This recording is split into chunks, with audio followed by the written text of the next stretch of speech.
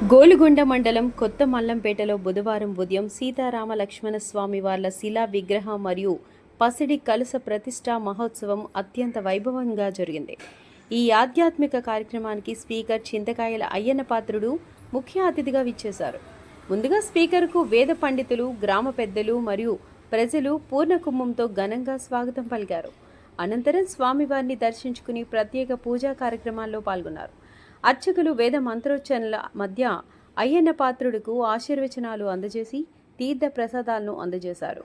ఈ కార్యక్రమంలో గ్రామస్తులు, భక్తులు మరియు వివిధ ప్రాంతాల నుండి వచ్చిన ప్రజలు అధిక సంఖ్యలో పాల్గొని స్వామివారిని దర్శించుకున్నారు. విగ్రహ ప్రతిష్ఠ అనంతరం నిర్వహించిన అన్న సమారాధనలో భక్తులు భారీగా పాల్గొన్నారు. ఈ వేడుకలో కొత్త మల్లంపేట గ్రామంలో ఆధ్యాత్మిక వాతావరణం నెలకొంది. ఫ్రెండ్స్, ఈ వీడియోపై మీ విలువైన అభిప్రాయాన్ని కామెంట్ రూపంలో తెలియచేయండి. ఈ వీడియో కనుక మీకు నచ్చినట్లయితే లైక్ చేయండి, షేర్ చేయండి.